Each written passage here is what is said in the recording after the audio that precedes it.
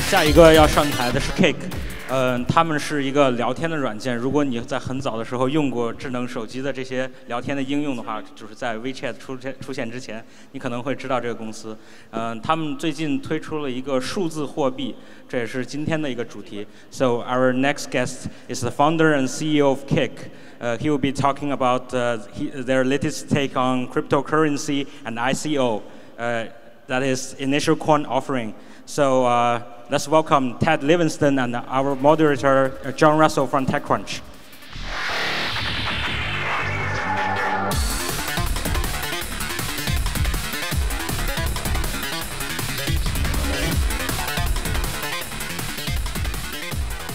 Hey, Ted. Hey, how's it going? How are you doing? I am pretty good. I'm excited to be here. What are you doing here in China? I'm here to talk to you. Okay. So the last time that we spoke on stage was in the US 18 months ago, right? Yes. So what's been going on with you? What's new with you? In fact, no, let's just start actually, because the audience might not know what Kick is. So let's tell the audience what Kick actually is. Yeah, so Kick is one of the largest chat apps in the United States. We're like a top 100 app, overall free. And the reason people really like Kick is not so much as like a chat utility, a way to replace SMS, but it's more a chat community. So it's a place to go hang out with your friends and also make new friends. And just like a little interesting anecdote, so we launched Kick in 2010.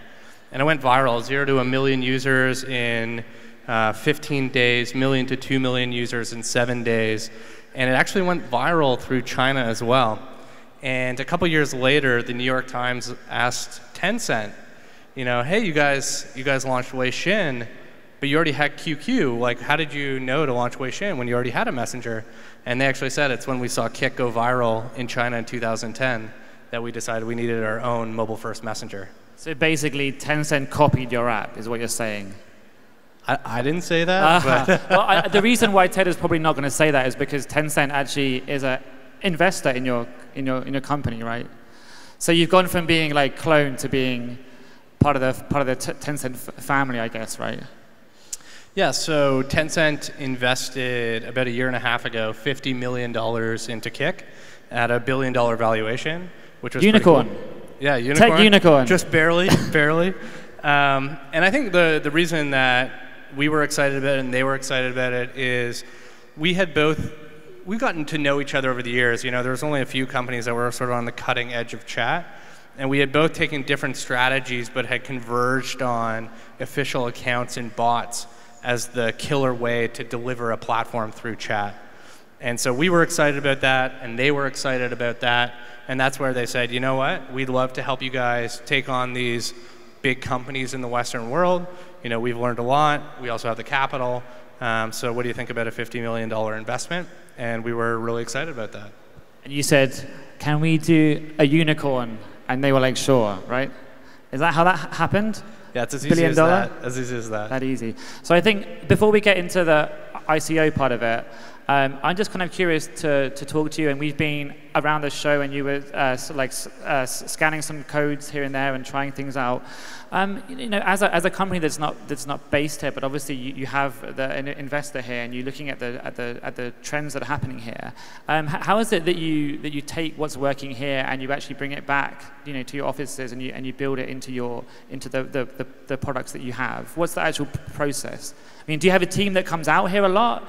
Do you talk to Tencent a lot? Do you personally come out here a lot?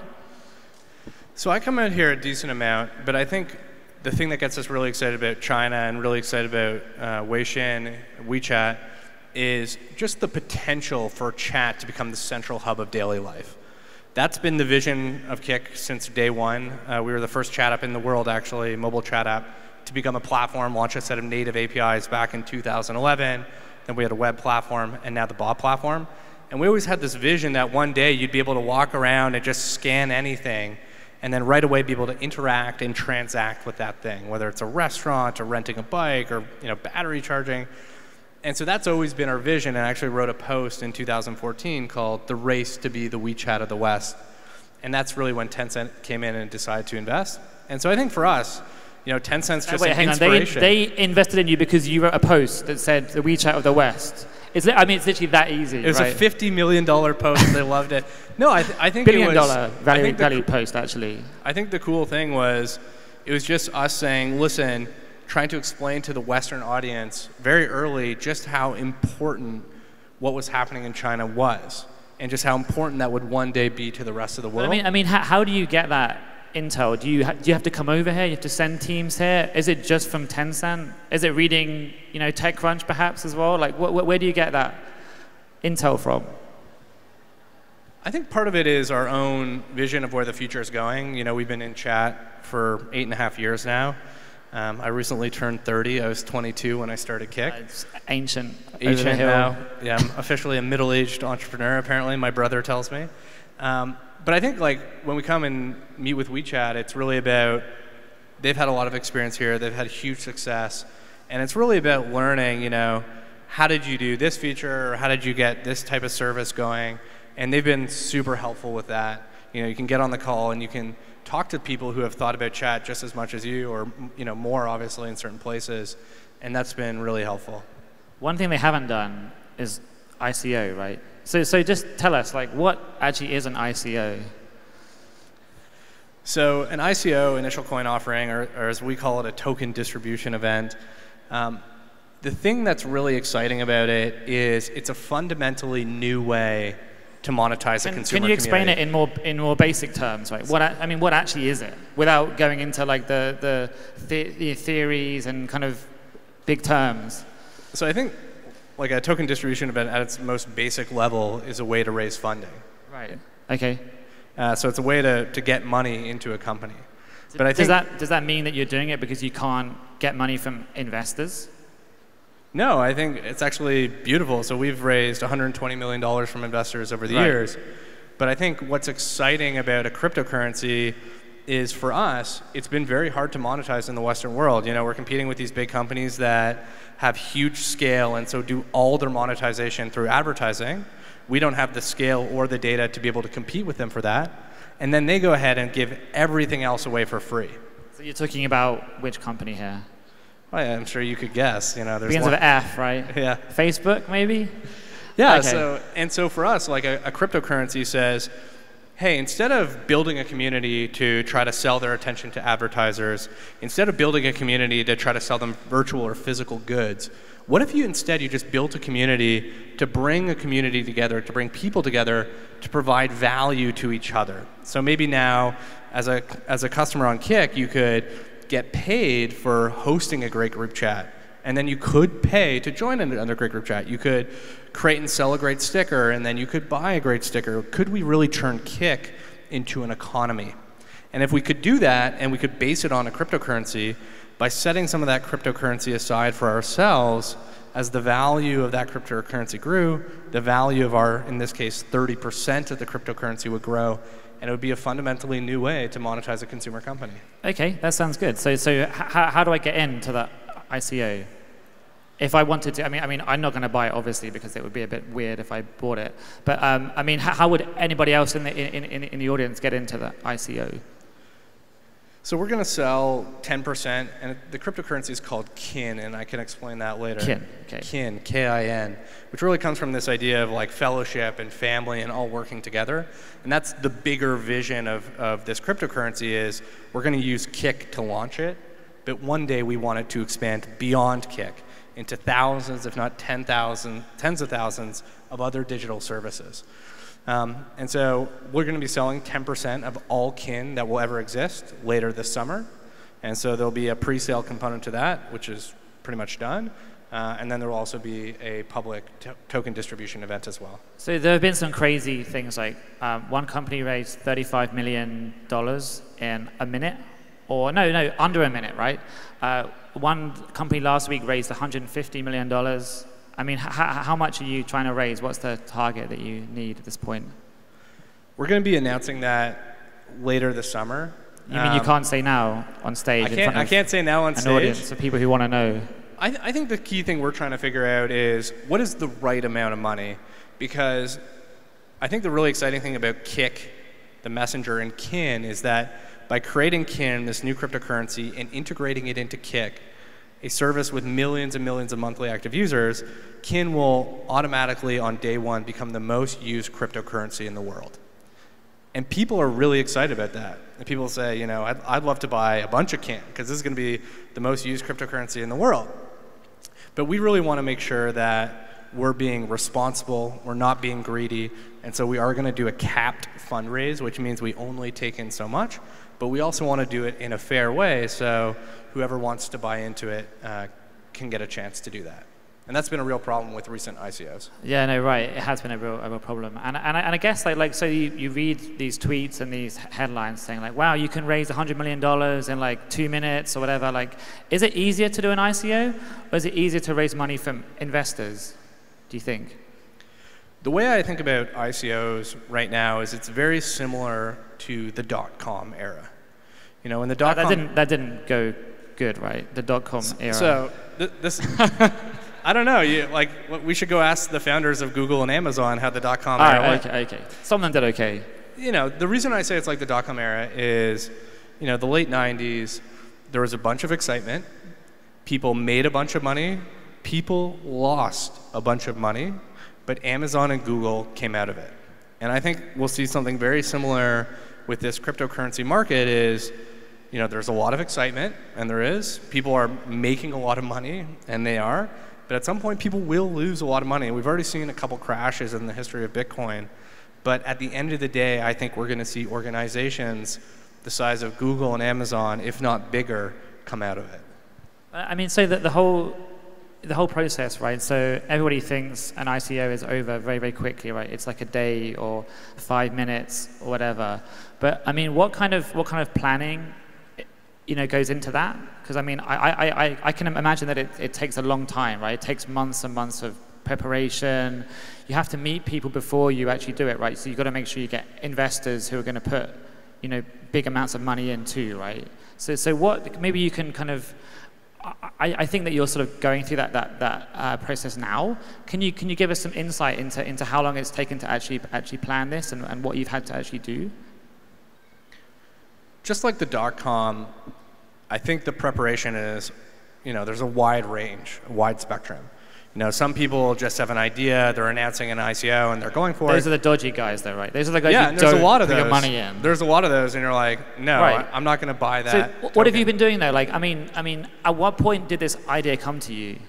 So this is actually something we've been thinking about, believe it or not, since 2011. When we first saw Bitcoin, and we realized that for the first time ever, it was a technology that could guarantee the scarcity of a digital asset. So you could have a digital asset, which meant it was really easy to move around, but you could also guarantee that once it was created, there would never be any more. And so we realized, wow, this could be a new way to monetize a business. And so we wanted to see if we could actually make that work. And that's when we launched Kick Points, as you remember, in 2014, which is, hey, could we create a digital currency, and could we get millions and millions of people earning and spending in this new digital currency? And so with Kick Points, we were able to do that. We got millions and millions of people earning and spending in Kick Points and doing hundreds of thousands, if not millions of transactions per day. On average, more than 3 times the number of global Bitcoin transactions would happen on Kick Points. And that's really, I think, the thing that people are excited about. It's not just, do we have all these users? Yes, we do. But we've also proven that we can build an economy inside Kick in the way that no other application has been able to demonstrate. So there was no moment where you saw, you know, some random company go out there and raise like 50 million US, and you were like, damn, we could easily do that. It was more like a longer term plan. This is an idea we've been thinking about working towards for a very long time. Hang on, but you don't own any Bitcoin, right? Did you ever buy any Bitcoin? I didn't buy Bitcoin. So you knew about this for how many years? 6 years? You never bought any Bitcoin? Really? So it's very hard for me to buy something that I view as imperfect, or to hedge my bet. I was actually at a small Bitcoin conference back in January 2012 with, you know, Gavin, the lead contributor on the Bitcoin as a developer, you know, a few other Bitcoin developers, a few VCs, and I think I was the 13th person there. Like, it was a very small event. And what I said was, Bitcoin on one side is this amazing innovation and technology, you know, guarantee the scarcity of a digital asset. But on the other side, it's fundamentally flawed in I that. bet they liked you for that, right? No, they agreed. They agreed. Oh, they so did. I said, listen, why would anybody buy something in Bitcoin? It doesn't make any sense to me. I get paid in US dollars or RMB. I gotta convert that to Bitcoin. Sure, yeah. Then I yeah. buy something in Bitcoin. Then they gotta convert it back to US dollars or RMB to pay their employees. Why don't we just stay in US dollars or RMB? It makes no sense. And so that's what we said is we need to figure out a way to get millions of people earning natively in a cryptocurrency. And if we could do that, we could change the world. And now's the time, huh? Now's the time. So what, I mean, if you're pitching developers, how do you condense that pitch? Because it's quite hard because it's not saying that there are no proven examples at this point, right? So you're pitching them on a theory, right? So there's a couple phases to rolling out Kin, this new cryptocurrency. So the first phase is to create the cryptocurrency and to integrate it into Kik. And that on day one will make Kin the most used cryptocurrency, one of, if not the most used cryptocurrencies in the world. And that's going to make Kin very valuable. But the idea we had sort of recently, 6 months ago, a year ago, is wait a second, if we could build this cryptocurrency, and if we could make it really valuable, so it's on the public markets, has a really high market cap, what if we set a large portion of Kin aside? So 60% of all this cryptocurrency that would ever be in existence. And what if we took that and we paid some of that out to developers every day? So that every day, if you're a developer and you integrate Kin into your digital service, so now consumers have another place to go and earn and spend Kin, you're helping grow the size of the economy. And what if you got financially rewarded for doing that? Right, and so that's the final step, and that's what we think is really exciting. How would that work? So if I had like an app that people were just using, like it was a newsreader app, say, right, which is really very, very hard to make money from now, right? You've got to put ads in there. Then you could pay the person based on how many people are using it, essentially? Yeah, so that's the beautiful thing. So all these developers out there, and I know in the United States, for example, there's a huge problem.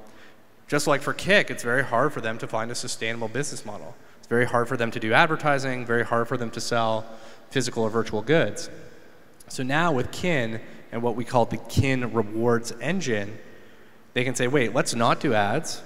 Let's not try to sell stuff. Let's just bring people together and get them to provide value to each other using this cryptocurrency Kin. How do you make money though from this? Just so with all the Kin that you're sitting on at home, basically. This is the beautiful thing. For Kik, it's also a fundamentally new way to monetize. So for us, we're setting 30% of Kin aside for Kik as a financial incentive for us basically to put this huge messenger into this ecosystem and to get this whole ecosystem going. And so perfectly aligned. Our goal now is just to grow the value of Kin. The more we do that, the more the value of our 30% grows. And we're now looking at that as the fundamental way that we monetize this, 8.5 years of work and $120 million invested. Right, but you've got that pool of Kin. That is how you make money, and you have to offload that once in a while, right, to get capital back. Because you can't pay your mortgage with Kin, right? Maybe you can, I don't know. Can you? Well, that's the beautiful thing of these cryptocurrencies is, they're immediately tradable. So on day one, Kin will go onto a bunch of exchanges where you can exchange it for other cryptocurrencies or even other fiat currencies. Right, but that pool of Kin that you've got, right, is obviously disappearing every time that you have to take it out. So how do you put more in? Do you do more ICOs or you just buy more currency and it appreciates? There will be 3 blocks of Kin. One block will be the 10% we're selling this summer. One block will be the 30% set aside for Kik, and that will vest 10% per quarter for 10 quarters. And then the third block will be the 60% set aside for this not-for-profit Kin Foundation. So for that 30% for Kik, as it vests into the market, we will be able to sell it onto the exchanges like anybody else to fund operations, to provide a financial exit for employees and investors, really to do with whatever we want. Okay, but I don't know how much money you're going to sell because you won't tell us here. on stage, which is fine. That's your choice. But of that pool, though, I mean, how long is that going to last you? Like 5 years, 10 years? Like what? Because at some point it's going to go dry, right? At some point it will go dry, for sure. The thing about a cryptocurrency is once it's created, there will never be more. And so Kik will never have more than that 3 trillion tokens of kin. And as we sell them into the market, the only way to get them back is to buy them back. And that's what makes cryptocurrencies really special. But the value of these cryptocurrencies can grow very quickly. And so our bet is the more we sell a little bit into the market, that gives us funding. We can build some more, and that we can create value faster than we're selling the kin into the market. So for example, if we owned 30% of Ethereum today, that would be worth $10 billion. It's quite a lot of money. That's quite a lot of money. That'd be a good exit. Does that mean that you won't IPO at any point or get acquired? Because you don't need to, right? If you have that kind of cash on hand. This is one of the things that excited us so much about a cryptocurrency is it was not only a new way to monetize, not only a new way to get a bunch of people working together to build something bigger, but also a new way to exit. We didn't really like the idea of having to sell Kik one day. We didn't really like the idea of having to go public one day.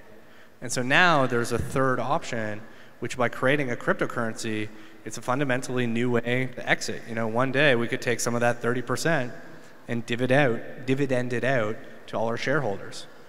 So you mean that you're not going to IPO? Because you didn't really answer my question. It was a good answer. Honestly, I hope not. I hope it's not required. I hope this is a fundamentally new way to build a business. Okay. And what about investors? So, tech investors get involved in companies early on, and they grow quickly. And as you said at the start, like your company grew very, very quickly, right? The idea being that a big company, maybe like a 10-cent style company, might buy that company, and obviously their share that they bought then is worth a lot more now. Or you might IPO and they might get their cash back. How do your investors feel about ICO? Are they very supportive, or they don't really have a choice, or what's the status of that? You can say, right?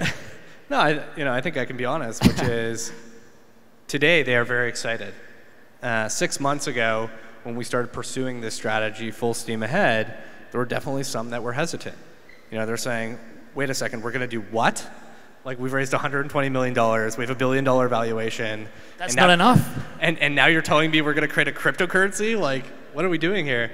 And I think that's where we've been very fortunate. We have one of our investors is this guy named Fred Wilson of Union Square Ventures, and has been very bullish in the cryptocurrency sector and the blockchain sector for a very long time. And so he was really helpful to the company to explain to some of the other investors that this actually wasn't that crazy, that this actually might work. And that took some time. I mean, today it's obvious. You see all these companies raising a bunch of money, but even 6 months ago, it was actually unheard of. Yeah, but there haven't really been any sort of mainstream companies. Right? They've all been very sort of tech-focused companies, like blockchain-focused companies, right? So you guys are going to be one of the first that's raised a decent amount of money from traditional VCs, right?